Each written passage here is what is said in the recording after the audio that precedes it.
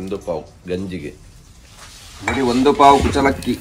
ಇದರದ್ದು ಗಂಜಿ ಉಂಟಲ್ಲ, ಭಾರಿ ಒಳ್ಳೆದಾಗ್ತದೆ, ಸೂಪರ್ ಆಗ್ತದೆ, ಒಳ್ಳೆ ರುಚಿ ಆಗ್ತದೆ ಇದರಲ್ಲಿ ಮಾಡಿದರೆ ಗಂಜಿ.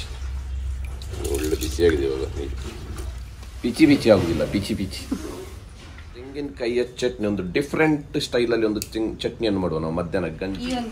ಎಂತ ಕಡಿಯುವಂತ ಕಲ್ಲಿದೆ ನೋಡಿ, ಅದರಲ್ಲೇ ಮಾಡಿ ಅಡಿಗೆ ಮಾಡಬೇಕು ಅಂತ ಹೇಳಿ ಒಂದು ಚಾಲೆಂಜ್ ಇದೆ ನಮ್ಮ ಹತ್ರ ಅಲ್ವಾ? ಹೌದು, ಇದರಲ್ಲೇ ಕಡಿಯುವುದು. ಇನ್ನು ಕಡಪೆಕಲ್ಲಿನಲ್ಲಿ ಕಡಿಲಿಕ್ಕೆ ಒಂದು ಒಳ್ಳೇದಾಗ್ತದಲ್ಲ, ಖುಷಿ ಆಗ್ತದೆ. ಎಲ್ಲ ಕೈಗೆ ಕಾಲಿಗೆ ಒಳ್ಳೆ ಎಕ್ಸರ್ಸೈಸ್. ಈ ತರ ಅರ್ಧ ಕಡಿಯೋದಕ್ಕೆಲ್ಲ ನೀನು ಬೇಗ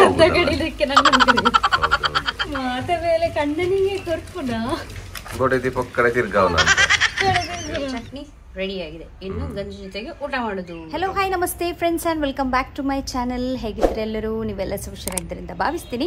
ಹಾಗೆ ಇವತ್ತು ಡೇ 2 ಅಲ್ಲಿ ನಾವು ಮಾಡ್ತಾ ಇದ್ದೀವಿ ಇನ್ನೊಂದು ಸೂಪರ್ ಆಗಿರುವಂತಹ ವೆಜ್ ರೆಸಿಪಿ, ಅದು ಕೂಡ ಚಟ್ನಿ ರೆಸಿಪಿಯನ್ನು ಮಾಡ್ತಾ ಇದ್ದೀವಿ ಇವತ್ತು. ಹೇಳಿ, ಚಮ್ಮಂದಿ ಚಟ್ನಿ. ಇದು ಕೇರಳದ್ದು ತುಂಬಾ ಫೇಮಸ್ ಆಗಿರುವಂತಹ, ಹಾಗೆಯೇ ತುಂಬಾ ಯುನೀಕ್ ವೇಯಲ್ಲಿ ಮಾಡುವಂತಹ ಒಂದು ಚಟ್ನಿ ಅಲ್ವಾ? ಸೊ ಅದನ್ನೇ ಇವತ್ತು ನಾವು ನಿಮ್ಮ ಜೊತೆಗೆ ಶೇರ್ ಮಾಡಲಿಕ್ಕಿದ್ದೀವಿ. ಈಸಿಯಾಗಿರುವಂಥ ಈ ರೆಸಿಪಿಯನ್ನು ಕೂಡ ಹಸ್ಬೆಂಡೇ ಮಾಡಿ ತೋರಿಸ್ಲಿಕ್ಕಿದ್ದಾರೆ. ಸ್ವಲ್ಪ ಟ್ರೆಡಿಷ್ನಲ್ ವೇಯಲ್ಲಿ ನಾವು ಮಾಡುವಂಥ ಪ್ರಯತ್ನವನ್ನು ಮಾಡ್ತಾ ಇದ್ದೀವಿ ಈ ರೆಸಿಪಿಯಲ್ಲಿ. ಸೊ ಇವತ್ತಿನ ಈ ರೆಸಿಪಿಯನ್ನು ಸ್ಟಾರ್ಟ್ ಮಾಡೋಲ್ಲ. ಕುಚಲಕ್ಕಿ ಒಂದು ಪಾವು ಗಂಜಿಗೆ ನೋಡಿ, ಒಂದು ಪಾವು ಕುಚಲಕ್ಕಿ. ಇದರದ್ದು ಗಂಜಿ ಉಂಟಲ್ಲ, ಭಾರಿ ಒಳ್ಳೆದಾಗ್ತದೆ, ಸೂಪರ್ ಆಗ್ತದೆ ಮಾತ್ರ.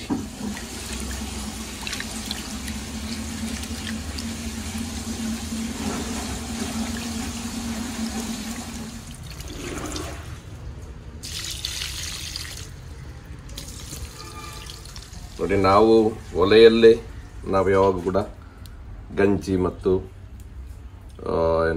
ಅನ್ನವನ್ನು ಮಾಡುವಂಥದ್ದು. ನಾವು ಇವತ್ತು ನೋಡಿ ಈ ಥರ ನಮ್ಮ ಮಣ್ಣಿನ ಮಡಿಕೆಯಲ್ಲೇ ಟ್ರೆಡಿಷನಲ್ ಆಗಿ ಮಾಡುವಂಥದ್ದು, ಒಳ್ಳೆ ರುಚಿ ಆಗ್ತದೆ ಇದರಲ್ಲಿ ಮಾಡಿದರೆ ಗಂಜಿ. ಒಳ್ಳೆ ಬಿಸಿಯಾಗಿದೆ ಇವಾಗ ನೀರು. ಮುಂಚೆ ಎಲ್ಲ ಹೀಗೇನೆ ನಮ್ಮದು ಹಳೆ ಕಾಲದಲ್ಲಿ ಎಲ್ಲ ಮಣ್ಣಿನ ಮಡಿಕೆಯಲ್ಲಿ ಈ ಥರ ಮಾಡಿದರೆ ಒಳ್ಳೆ ಖುಷಿ ಆಗ್ತದೆ ಮಧ್ಯಾಹ್ನ ಊಟ ಮಾಡಲಿಕ್ಕೆ. ಈವನ್ ರೈಸ್ ಕೂಡ ನಿಮಗೆ ಜಾಸ್ತಿ ಇದಾಗುದಿಲ್ಲ ಅಂತ ಹೇಳ್ತಾರೆ, ಅಂಟು ಬರುವುದಿಲ್ಲ, ಬಿಚಿ ಆಗುದಿಲ್ಲ, ಬಿಚಿ ಆದರೆ ಒಳ್ಳೇದಾಗುದಿಲ್ಲ ಊಟ ಮಾಡಲಿಕ್ಕೆ. ಬೆಂಕಿ ಮಾಡಲಿಕ್ಕೆ ನೋಡಿ, ಒಂದು 2 ಕಟ್ಟಿಗೆ ಇದ್ರೆ, ಒಂದು ಕೊತ್ತರಿಗೆ ಇದ್ರೆ ಇಟ್ಟು ಬಿಡುದು, ಅದರಷ್ಟಕ್ಕೆ ಉರಿತಾ ಇರ್ತದೆ. 1 ಗಂಟೆ ಈ ಥರ ಬೆಂಕಿಯಲ್ಲಿ ಇಟ್ಟು ಬಿಟ್ರೆ ಆಯ್ತು, ಅನ್ನಷ್ಟಕ್ಕೆ ಉರಿತಾ ಇರ್ತದೆ ನೋಡಿ.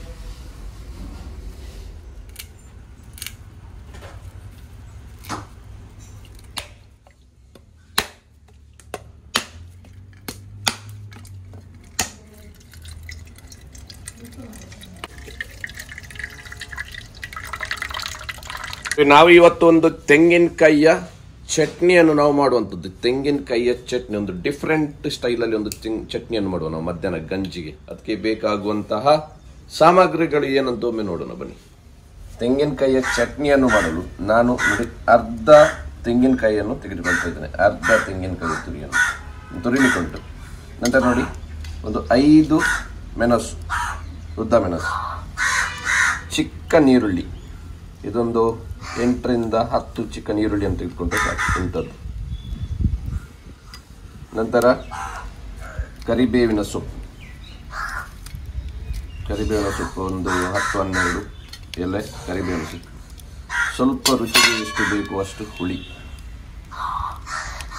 ನಂತರ ಇದಕ್ಕೆ ಕುಕ್ಕು ಶುಂಠಿ ಅಂತ ಹೇಳ್ತಾರೆ, ಕುಕ್ಕು ಶುಂಠಿ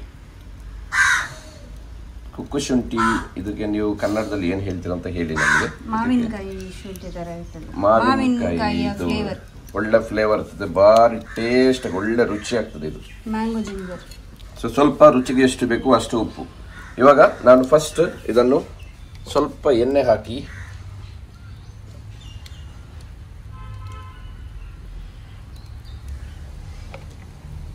ಒಂದು ಟೇಬಲ್ ಸ್ಪೂನ್ ಅಷ್ಟು ಎಣ್ಣೆಯನ್ನು ಹಾಕಿ ನಾನು ಸ್ವಲ್ಪ ಫ್ರೈ ಮಾಡಿ ತೆಗೆದುಕೊಳ್ಳುವಂಥದ್ದು. ಇದು ಈರುಳ್ಳಿ, ನಂತರ ಇದನ್ನು ಫಸ್ಟ್ ಈ ಥರ ಮೇಲಿಂದ ಸ್ವಲ್ಪ ಹುಳಿ ಕೂಡ ಇಲ್ಲಿ ಸೇರಿಸುವಂಥದ್ದು. ಈ ಥರ ಮಾಡಿ ನೋಡಿ, ಮೆಣಸು ನೋಡಿ ಒಬ್ಬಿ ಬಂತು ನೋಡಿ,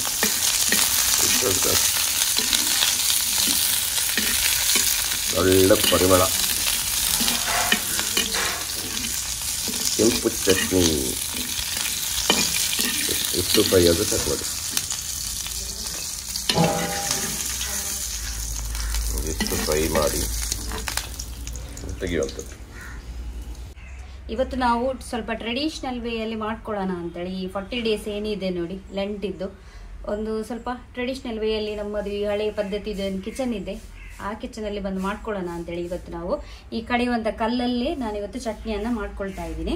ಸೊ ಏನೆಲ್ಲ ನಾವು ಇವಾಗ ತೋರಿಸಿದ್ದೀವಿ ನೋಡಿ ಇಂಗ್ರೀಡಿಯೆಂಟ್ಸ್, ಅದನ್ನು ಇವಾಗ ನಾನಿಲ್ಲಿ ಕಡಿಲಿಕ್ಕೆ ಹಾಕ್ಕೊಳ್ತಾ ಇದ್ದೀನಿ.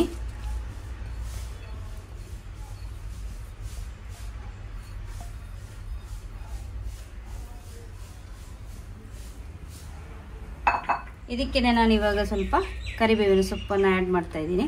ಹಾಗೆಯೇ ಈ ಮ್ಯಾಂಗೋ ಜಿಂಜರ್ ಏನಿದೆ, ಮಾವಿನಕಾಯಿಯ ಒಂದು ಫ್ಲೇವರನ್ನು ಕೊಡುತ್ತೆ, ಸೊ ಆ ಶುಂಠಿಯನ್ನು ಬಳಸ್ಕೊಳ್ತಾ ಇದ್ದೀನಿ. ನೀವು ಬೇಕಾದರೆ ಈ ಸಿಂಪಲ್ ಆಗಿ ನಿಮಗೆ ಏನು ಶುಂಠಿ ಸಿಗುತ್ತೆ ನೋಡಿ ಅದನ್ನೇ ಬಳಸ್ಕೊಳ್ಬೋದು. ನಂತರ ರುಚಿಗೆ ಎಷ್ಟು ಬೇಕು ನೋಡಿ ಅಷ್ಟು ಉಪ್ಪನ್ನು ನಾನು ಹಾಗೆ ಒಂದು ಸ್ವಲ್ಪ ನೀರು.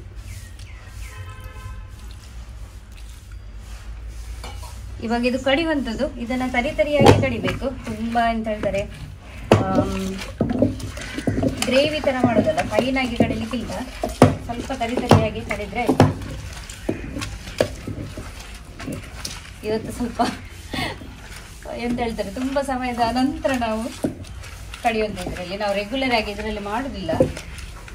ಆದರೆ ಈ ಸರ್ತಿ ಒಂದು ಚಾಲೆಂಜ್ ತಗೊಂಡಿದ್ದೇವೆ ನಾವು, 40 days ಇದೇನೆಲ್ಲ ನಾವು ರೆಸಿಪಿ ಮಾಡ್ತೀವಿ ಅದು ಟ್ರೆಡಿಷ್ನಲ್ ವೇಯಲ್ಲಿ ಮಾಡಬೇಕು. ಹಾಗೆಯೇ ಈ ಒಂದು ಎಂತ ಕಡಿಯುವಂಥ ಕಲ್ಲಿದೆ ನೋಡಿ ಅದರಲ್ಲೇ ಮಾಡಿ ಅಡಿಗೆ ಮಾಡಬೇಕು ಅಂತ ಹೇಳಿ ಒಂದು ಚಾಲೆಂಜ್ ಇದೆ ನಮ್ಮ ಹತ್ರ ಅಲ್ವಾ? ಹೌದು, ಇದರಲ್ಲೇ ಕಡಿಯುವುದು. ಇನ್ನು ಭಾರಿ ಒಳ್ಳೆ ಟೇಸ್ಟ್ ಬರುತ್ತೆ, ಆರೋಗ್ಯಕ್ಕೆ ಕೂಡ ಒಳ್ಳೇದಂತೆ. ಹಾಗೆ ಈ ಚಟ್ನಿ ಎಲ್ಲ ಇದರಲ್ಲಿ ಮಾಡಿದ್ರೆ ಇನ್ನೂ ಸಹ ಒಂದು ಒಳ್ಳೆ ಫ್ಲೇವರ್ ಕೊಡುತ್ತೆ ಇದಕ್ಕೆ. ಅದಕ್ಕೋಸ್ಕರ ಸ್ವಲ್ಪ ಎಲ್ಲ ನಾವು ಎಂತ ಹೇಳ್ತಾರೆ ಹಳೆ ಪದ್ಧತಿ ಥರನೇ ಮಾಡ್ಕೊಳ್ತಾ ಇದ್ದೀವಿ ಅಂತ ಹೇಳಿದ್ಮೇಲೆ ಇಂಥ ಉಪಕರಣಗಳನ್ನು ಎಲ್ಲ ಯೂಸ್ ಮಾಡಿಕೊಂಡು ಮಾಡ್ಕೊಳ್ಳೋಣ. ಕಡೆಪು ಕಲ್ಲಿದ್ದು ಅಂತೇಳಿ ಮಾಡ್ಕೊಳ್ಳೋಣ ಅಂತೇಳಿ ಇವತ್ತು ಮಾಡ್ತಾ ಇದ್ದೀವಿ. ಕಡೆಪು ಕಲ್ಲಿನಲ್ಲಿ ಕಡಿಲಿಕ್ಕೆ ಒಂದು ಒಳ್ಳೇದಾಗ್ತದಲ್ಲ, ಖುಷಿ ಆಗ್ತದೆ. ಎಲ್ಲ ಕೈಗೆ ಕಾಲಿಗೆ ಎಲ್ಲ ಒಳ್ಳೆ ಎಕ್ಸರ್ಸೈಸ್ ಮಾಡ್ತಾರೆ. ದಿನಕ್ಕೆ 1 ಗಂಟೆ ಕಡೆಪು ಕಲ್ಲಿನಲ್ಲಿ ಕಡಿಬೇಕು. ಇವತ್ತಂತ ಹೇಳಿದ್ರೆ ತುಂಬಾ ಸಮಯದ ನಂತರ ಮಾಡುದಲ್ಲ, ಹಾಗೆ ಸ್ವಲ್ಪ ನೀನು ಡೈಲಿ ಕಡೆಪು ಕಲ್ಲಿನಲ್ಲಿ ಕಡಿಬೇಕು ಆಯ್ತಾ.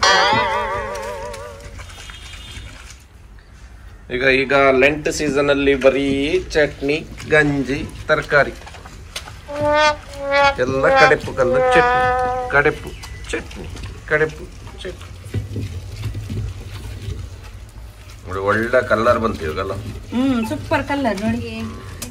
ಮಾಡ್ತಾ ಮಾಡ್ತಾ ಅಭ್ಯಾಸ ಇದ್ರೆ ಬೇಗ ಸಾಕ್ತದೆ. ಇದರಲ್ಲಿ ನೋಡಿ ಎಷ್ಟು ಬೇಗ ಆಯ್ತು ನೋಡಿ ಅಂತೆ ಅಲ್ಲ. ನೀನು ಕಡಿಯೋದ್ರಲ್ಲಿ ಬಾರಿ ಹುಷಾರಲ್ಲ.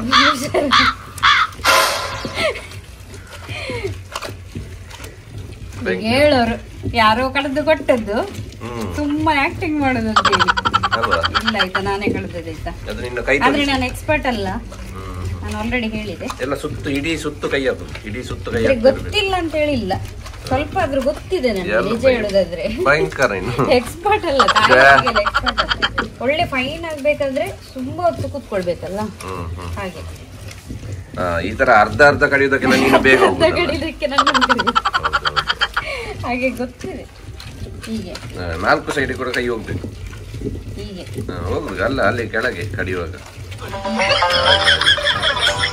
ಹಾಗೆ ಹೋಗ್ತಾ ಇರ್ಬೇಕು ಕೈ, ಅವಾಗ ಎಕ್ಸ್ಪರ್ಟ್ ಅಂತ ಹೇಳ್ತಾರೆ. ಡೈಲಿ ಈಗ ನೋಡಿ 40 ದಿವಸದಲ್ಲಿ ಎಕ್ಸ್ಪರ್ಟ್ ಆಗ್ತೀರಾ. ಇಂಚಿನ ಮಾರ ಇನ್ನ ಬೊಡಿದ್ದಿ ಕಡೆಪು ನೈಟ್ ಭಯಂಕರ ಭಯಂಕರ. ನಿಮಗೆ ಕೊಡ್ಲಿಲ್ಲ ಇವತ್ತು ನಾನು ಮಾಡ್ಲಿಕ್ಕೆ ಅಲ್ವಾ? ಮತ್ತೆ ಹೇಳ್ತಾರೆ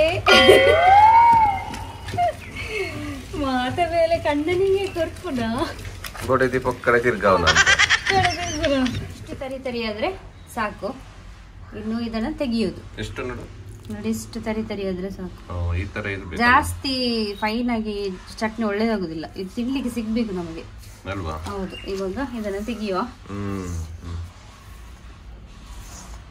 ಆ ಚಟ್ನಿದ್ದು ನೀರುಂಟಲ್ಲ, ನೀರು ತೊಳೆದ ನೀರು, ಹೌದು, ಗಂಜಿಗೆ ಅದು ಸೂಪರ್ ಆಗ್ತದೆ. ಆಯ್ತಾ, ನಾವು ಮುಂಚೆ ಎಲ್ಲ ಅದು ಅಂದ್ರೆ ಆಯ್ತು ನಮಗೆ.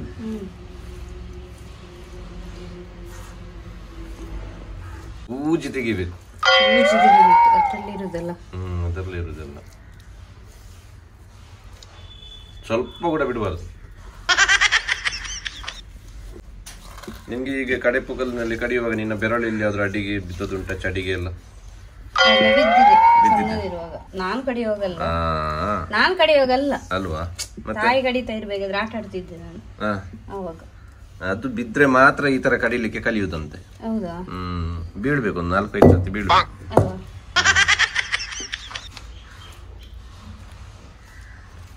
ಟೈಟ್ ಆಗ್ಲಿಲ್ವಾ? ಕೆಲವರು ಅದಕ್ಕೆ ಹಪ್ಪಳ ಎಲ್ಲ ಕಾಯಿಸಿ ಎಲ್ಲ ಹಾಕ್ತಾರೆ, ಪುಡಿ ಮಾಡಿ. ಹಪ್ಪಳವನ್ನು ಕಾಯಿಸಿ ಅದನ್ನ ಕ್ರಶ್ ಮಾಡಿ ಹಾಕ್ತಾರೆ, ಆವಾಗ ಸಹ ತುಂಬಾ ಟೇಸ್ಟ್ ಬರ್ತದೆ. ನಾವು ಹಪ್ಪಳವನ್ನು ಸಪರೇಟ್ ಇದು ಮಾಡುವ, ಕಾಯಿಸುವ. ಈ ಚಟ್ನಿ ರೆಡಿ ಆಗಿದೆ. ಇನ್ನು ಗಂಜಿ ಜೊತೆಗೆ ಊಟ ಮಾಡುದು. ನೀರು ಹಾಕಿ ಸ್ವಲ್ಪ ತೊಳಿ ಅಂತ ಹೇಗೆ ತೊಳಿತೀನಿ ನೋಡಿ. ಅಷ್ಟು ಜಾಸ್ತಿ ತೊಳಿಬೇಡ, ಫಸ್ಟ್ ನೀರು ಖಾಲಿ ಅದು ಇದಕ್ಕೆ ಸಿಗ್ಬೇಕು. ನೀನ್ ತೊಳಿಯುತ್ತಂದ್ರೆ ಎಲ್ಲ ತೊಳೆದ.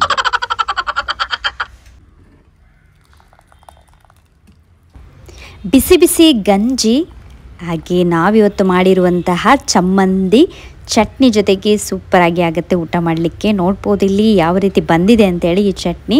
ಹಾಗೆ ನನಗೆ ಉಪ್ಪಿನಕಾಯಿ ಇಷ್ಟ, ಹಾಗಾಗಿ ನಾನು ಯಾವಾಗಲೂ ಒಂದು ಸಣ್ಣ ತುಂಡಾದರೂ ಉಪ್ಪಿನಕಾಯನ್ನು ಹಾಕ್ಕೊಳ್ತೀನಿ. ಹಾಗೆಯೇ ಸ್ವಲ್ಪ ಉಪ್ಪಿದ್ರೂ ಸಹ ಟೇಸ್ಟ್ ಬರುತ್ತೆ. ಗಂಜಿಗೆ ಉಪ್ಪನ್ನು ಹಾಕ್ತೀವಿ. ಹಾಗೆಯೇ ಇವತ್ತು ನಾನು ಹಪ್ಪಳವನ್ನು ಸಹ ಸಪ್ರೇಟಾಗಿ ಕಾಯಿಸಿದ್ದೀನಿ. ಇಲ್ಲದಿದ್ದರೆ ನೀವು ಡೈರೆಕ್ಟಾಗಿ ಹಪ್ಪಳವನ್ನು ಕ್ರಷ್ ಮಾಡಿಬಿಟ್ಟು ಈ ಚಟ್ನಿಗೆ ಮಿಕ್ಸ್ ಮಾಡಿದರೂ ಕೂಡ ತುಂಬಾ ಟೇಸ್ಟಿಯಾಗಿ ಆಗುತ್ತೆ. ಹಾಗೆಯೇ ಪ್ರತಿನಿತ್ಯ ಥರ ಇವತ್ತು ಕೂಡ ಮಜ್ಜಿಗೆಯನ್ನು ಮಾಡಿದ್ದೆ. ತುಂಬಾ ಖುಷಿಯಾಗುತ್ತೆ ಈ ರೀತಿ ಮಜ್ಜಿಗೆಯನ್ನು ಊಟ ಆದಮೇಲೆ ಕುಡಿಲಿಕ್ಕೆ. ಹಾಗೆ ಇವತ್ತಿನ ನಮ್ಮ ಸಿಂಪಲ್ ಆಗಿರುವಂಥ ಗಂಜಿ ಊಟ ರೆಡಿಯಾಗಿದ್ದೆ. ನಿಮಗೆ ಡೆಫಿನೆಟ್ಲಿ ಇಷ್ಟ ಆಗಿರ್ಬೋದು ಅಂತ ಭಾವಿಸ್ತೀನಿ. ಡೆಫಿನೆಟ್ಲಿ ನೀವು ಕೂಡ ಈ ಒಂದು ಸಿಂಪಲ್ ಆಗಿರುವಂತಹ ಚಟ್ನಿ ರೆಸಿಪಿಯನ್ನು ಟ್ರೈ ಮಾಡಿ ಅಂತ ಕೇಳ್ತೀನಿ. ಸೊ ಫ್ರೆಂಡ್ಸ್, ಇವತ್ತಿನ ಈ ಸಿಂಪಲ್ ಆಗಿರುವಂತಹ ಚಟ್ನಿಯ ರೆಸಿಪಿ ನಿಮಗೆ ಇಷ್ಟ ಆಗಿರ್ಬೋದು ಅಂತ ಭಾವಿಸ್ತೀನಿ. ಒಂದು ವೇಳೆ ಇಷ್ಟವಾದರೆ ಡೆಫಿನೆಟ್ಲಿ ಈ ವಿಡಿಯೋಗೆ ಲೈಕ್ ಮಾಡಿ, ಹಾಗೆಯೇ ನಿಮ್ಮ ಫ್ರೆಂಡ್ಸ್ ಜೊತೆ ಫ್ಯಾಮಿಲಿ ಜೊತೆ ಶೇರ್ ಮಾಡಿ, ಡೆಫಿನೆಟ್ಲಿ ಟ್ರೈ ಮಾಡಿ ಅಂತೇಳಿ ಕೇಳ್ಕೊಳ್ತೀವಿ. ಸೊ ಒಂದು ವೇಳೆ ನೀವು ನಮ್ಮ ಚಾನಲನ್ನು ಸಬ್ಸ್ಕ್ರೈಬ್ ಮಾಡದೆ ನೋಡ್ತಾ ಇದ್ದೀರಾದರೆ ಡೆಫಿನೆಟ್ಲಿ ಸಬ್ಸ್ಕ್ರೈಬ್ ಮಾಡಿ. ಯಾಕಂತ ಹೇಳಿದರೆ ನಾವು ಇಂಥ ಒಳ್ಳೊಳ್ಳೆ ರೆಸಿಪಿಯ ವೀಡಿಯೋಸನ್ನು ಇದರಲ್ಲಿ ಶೇರ್ ಮಾಡ್ಕೊಳ್ತಾ ಇರ್ತೀವಿ ಅಂತ ಹೇಳ್ತಾ ಈ ಬ್ಲಾಗನ್ನು ಇಲ್ಲಿ ಎಂಡ್ ಮಾಡ್ತಾ ಇದ್ದೀವಿ. ಸೊ ಟೇಕ್ ಕೇರ್, ಬಾಯ್.